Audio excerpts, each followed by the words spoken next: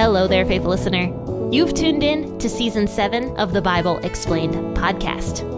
So make sure to grab your cup of coffee, because today we are going to be discussing the book of 1 Samuel. Hello there, faithful listeners, and welcome to the Bible Explained podcast. You know what? I finally did it. After a year of putting it off, I finally updated my computer to Windows 11. And I don't know why I put it off, actually, because I really like it. I really like the fact that I can look at the weather, like right on my little toolbar here. It says that right now it's 34 degrees and cloudy, which is very interesting because if I look out my window right now, I can see that it is actually snowing. But you know what? I choose to believe what the weather tells me on Windows 11 rather than what my actual window is telling me. Windows 11 is probably more accurate. All right. I'm sorry, guys. Okay, so we're going to be talking about 1 Samuel chapter 8 today. And I'll be reading out of the WEB as I always do, or the World English Bible, if you're not sure what that stands for. But as always, feel free to grab the version of the Bible that you prefer to read out of, whether it's the NIV or the NLT or the KJV, whatever you prefer. And let's go ahead and read 1 Samuel chapter 8, the entire thing. I've got my cup of coffee here with me. I hope you've got yours too on this cold, cloudy, 34-degree morning. And and let's enjoy drinking our coffee or tea this morning as we read the Bible together. When Samuel was old, he made his sons judges over Israel. Now the name of his firstborn was Joel, and the name of his second, Abijah. They were judges in Beersheba. His sons didn't walk in his ways, but turned away after dishonest gain, took bribes, and perverted justice. Then all the elders of Israel gathered themselves together and came to Samuel to Ramah. And they said to him, "Behold, you are old, and your sons don't walk in your ways. Now make us a king to judge us like all the other nations." But the thing displeased Samuel when they said, "Give us a king to judge us." Samuel prayed to Yahweh. Yahweh said to Samuel, "Listen to the voice of the people in all that they tell you, for they have not rejected you, but they have rejected me as king over them. According to all the works which they have done since the day that I brought them up out of Egypt, even to this day, in that they have forsaken me and served other gods, so they also do to you. Now therefore listen to their voice. However, you shall protest solemnly to them, and shall show them the way of the king who will reign over them." Samuel told all of Yahweh's words to the people who asked him for a king. He said, "This will be the way of the kings who shall reign over you. He will take your sons and appoint them as his servants, for his chariots and to be his horsemen, and they will run before his chariots. He will appoint them to him for captains of thousands and captains of 50s, and he will assign some to plow his ground and to reap his harvest, and to make his instruments of war and the instruments of his chariots. He will take your daughters to be perfumers, to be cooks, and to be bakers. He will take your fields, your vineyards, your olive groves, and even your best, and give them to his servants. He will take 1/10 of your seed of your vineyards and give it to his officers and to his servants. He will take your male servants, your female servants, your best young men, your donkeys, and assign them to his own work. He will take 1/10 of your flocks, and you will be his servants. You will cry out in that day because of your king, whom you will have chosen for yourselves, and Yahweh will not answer you in that day." But the people refused to listen to the voice of Samuel, and they said, "No, but we will have a king over us, that we also may be like all the other nations, and that our king may judge us and go out before us and fight our battles." Samuel heard all the words of the people, and he rehearsed them in the ears of Yahweh. Yahweh said to Samuel, "Listen to their voice and make them a king." Samuel said to the men of Israel, "Everyone, go to your own city." Samuel is now very old, and he's getting to the point where he's no longer going to be able to be the judge of Israel. And so what he does is he appoints his sons to be the next judges of Israel, which is actually really unique because no other judge did this. God was actually the one who was supposed to appoint judges. So it's kind of interesting that Samuel just automatically decided that his sons were going to be the next judges of Israel. And in my opinion, Samuel should not have done this because First and foremost, like I said, the judges were always supposed to be appointed by God. And secondly, Samuel's sons weren't that great. It actually says that his sons didn't walk in his ways. So Samuel was a very just judge, and his sons didn't act like that. Instead, his sons would accept bribes and would accept money from people and pervert justice. And they were doing this all while Samuel was alive as well. And Samuel, of course, was the head judge during all of this. So you would wonder why Samuel wouldn't either A, correct his sons, or B, just not appoint his sons in the first place, or C, fire his sons from the role if they weren't doing it the right way. But Samuel is kind of similar to Eli. It kind of looks like. Do you guys remember Eli? He was at the very beginning of the book of 1 Samuel. He was the judge when Samuel was born. And Eli had two sons also who were priests who did all sorts of terrible things. Now, it doesn't sound like Samuel's sons were as bad as Eli's sons, but still, they weren't great. And Eli's sons were terrible. They did all sorts of very awful things and perverted God's temple. And what ended up happening was God warned Eli multiple times about his sons, and even once through Samuel. He actually appeared to Samuel and was like, hey, Eli's sons are going to die because Eli is not correcting them at all. So it is kind of interesting that Samuel sort of fell down the same path that Eli did, because Samuel was very involved with what happened to Eli and Eli's sons. So unfortunately, Samuel's two sons were not the best, and the people noticed this. And so they come to Samuel in Ramah, which was where Samuel's house was, and the people say to him, hey, you're old.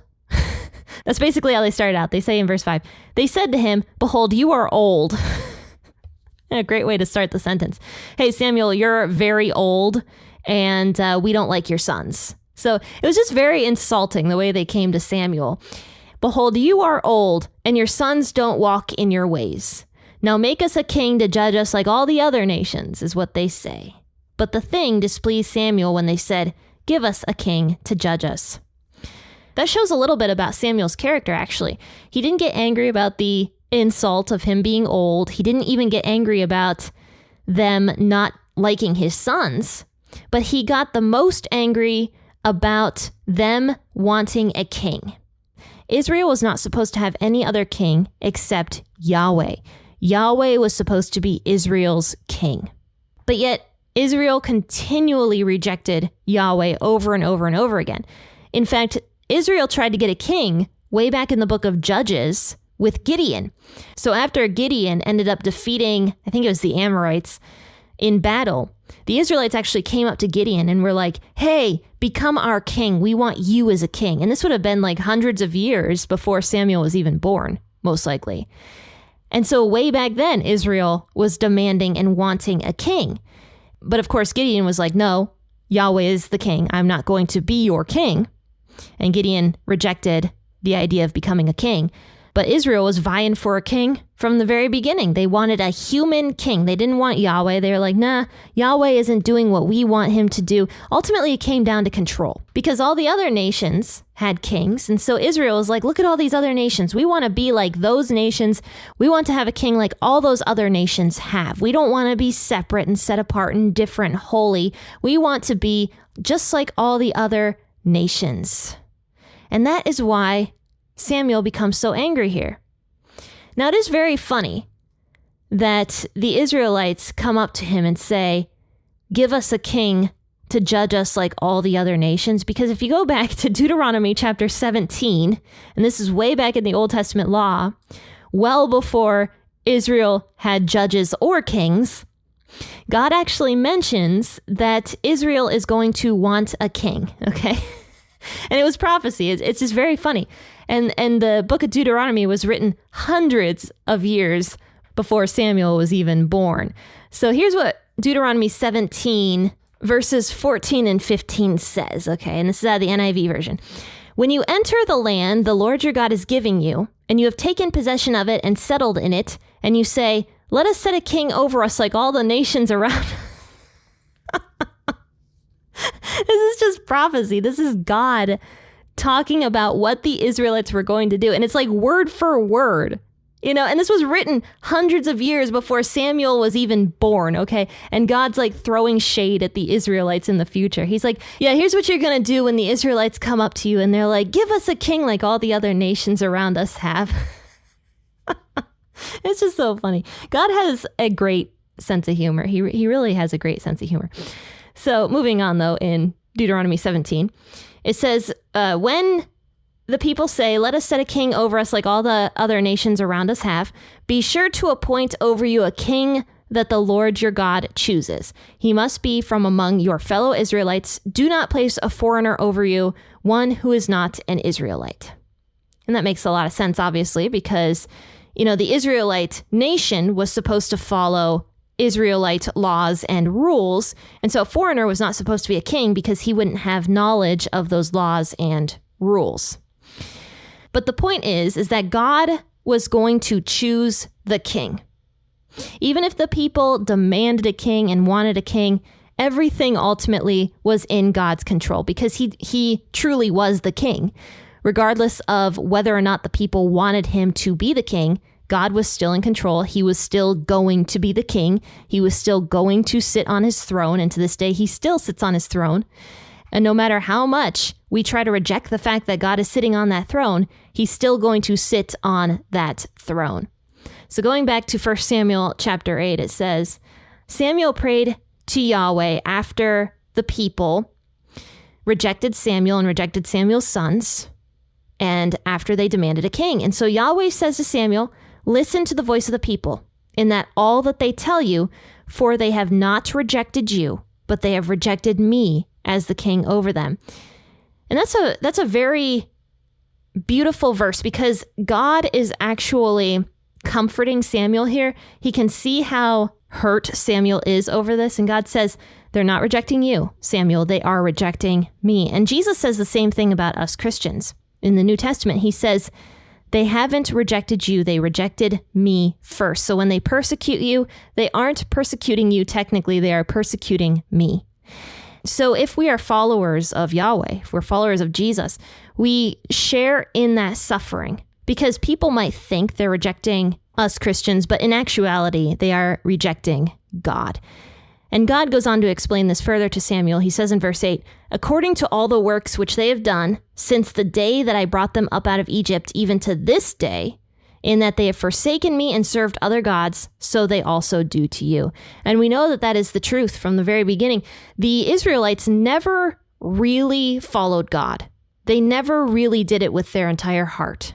From the very beginning of the account in Exodus about God bringing the Israelites up out of Egypt, the Israelites were actually carrying their Egyptian gods with them through the desert. And that's stated, I believe, in the book of Micah, or one of the little prophets later on. God actually says, the Israelites never stopped worshiping their gods, not once. Throughout the entire thing, they were always going back to idolatry. They never really wanted me.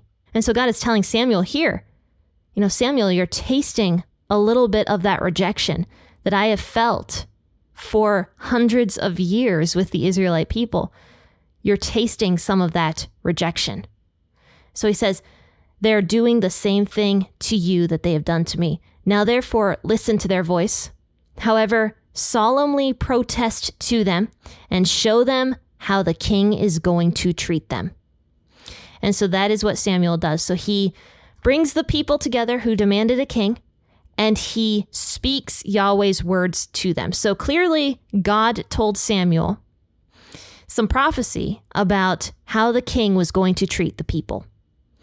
So in verse 11, Samuel speaks to the people. He says, this will be the way of the king who shall reign over you. He will take your sons and appoint them as his servants and as his horsemen. And he goes on to say that also the daughters will be taken as servants.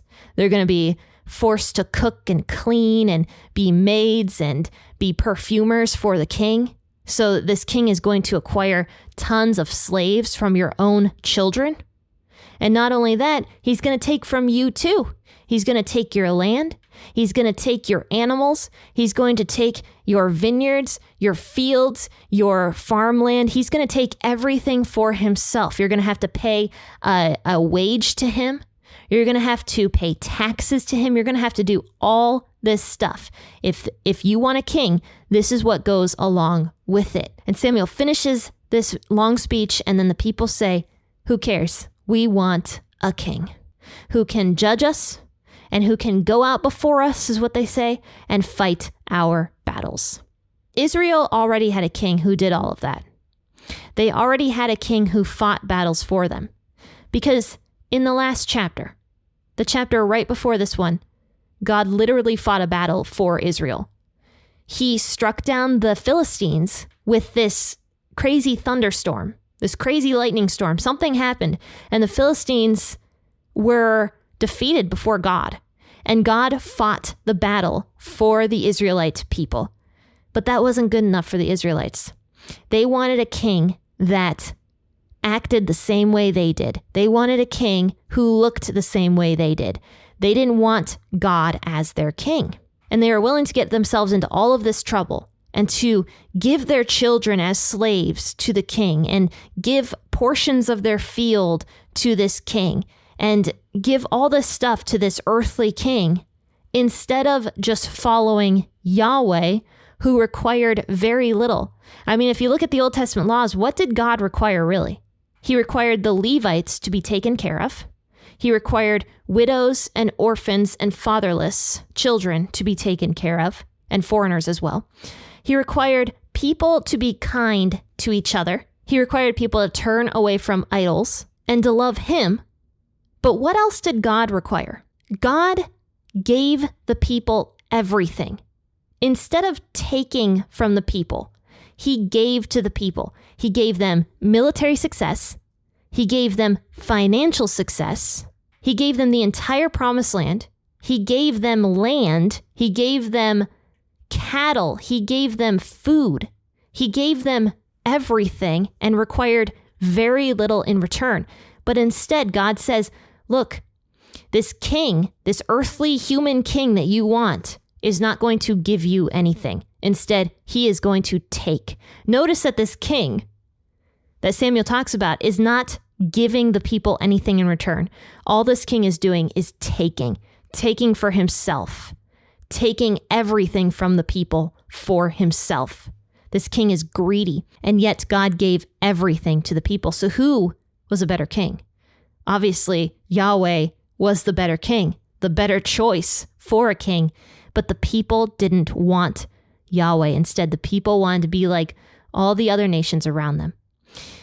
So we can absolutely learn something from this chapter that we're reading today. We can learn that Christians are similar to the Israelite people in that we are supposed to be set apart and different from the world, just as the Israelites were supposed to be set apart and different from the world. But the Israelites were always trying and wanting to be like the world, and it never worked out in their favor. So Christians can't be like the world because we are called to a higher and a better way of living.